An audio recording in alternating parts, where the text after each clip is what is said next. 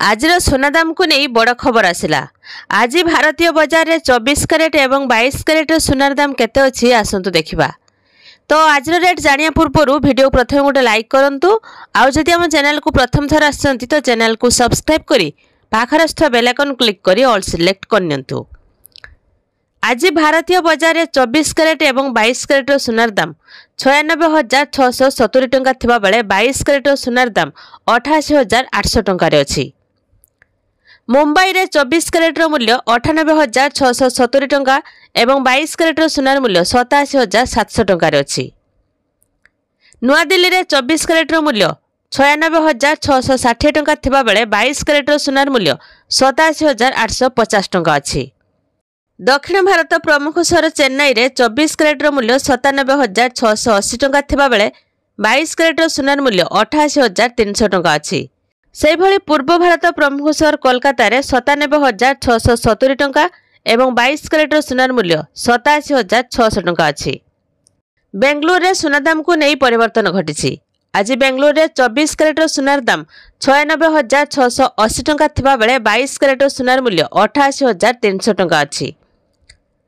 ओडिशा राजधानी भुवनेश्वर रे 24 कैरेट सुनार मूल्य 10 ग्राम पिछा 97,680 टंका थिबा बेले 22 कैरेट सुनार मूल्य 88,800 टंका अछि। कटक रे 24 कैरेट सुनार मूल्य 96,680 टंका एवं 22 कैरेट सुनार मूल्य 87,500 टंका रे अछि। तो जदि आपण माने सुनार शुद्धता जांच करबा को चाहउछंती तेबे आपण बीआईएस केयर ऐप रे जांच करि परिबे। सुनार लाइसेंस नंबर हॉलमार्क किंबा पंजीकरण संख्या भूल थिले आपण सीधा सड़क सरकार का निकट रे अभियोग करि परिबे।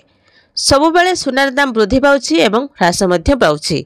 नियमित सुनार दाम चेक करंतु जहा द्वारा आपण सुनार दाम ह्रास बेले गहना किनि परिबे।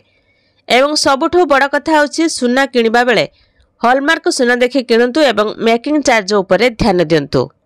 ते गोटिए सप्ताह मध्य रे 24 कैरेट सुनार मूल्य 5,000 टंका वृद्धि पाइछि।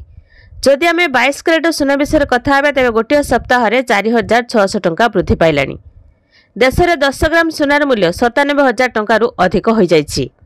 तेबे मनी कंट्रोल एक रिपोर्ट अनुसार विशेषज्ञ माने कहउछंती आगामी दिन में 75,000 टंका स्तर रे रहिबो।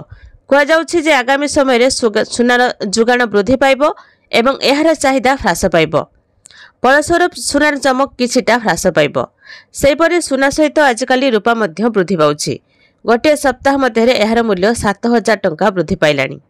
तेबे एही सुनार मूल्य प्रतिदिन स्थिर होइथाय जहा पई अनेक कारण दायी। जेपरिक डॉलर तुलना रे टंकार मूल्यर उत्थान पतन अशोधित तेल आमदानी शुल्क यह व्यतीत विश्व बजार रे गतिविधि मध्य सुना उपरे सीधा सड़क प्रभाव पकाए। तो यह थिला सुना दाम को नहीं गोटे छोट इनफॉरमेशन। बास खाली वीडियो को लाइक करंतु और केउं जिल्ला रे वीडियो देखुचंती कमेंट माध्यम रे जणांतु।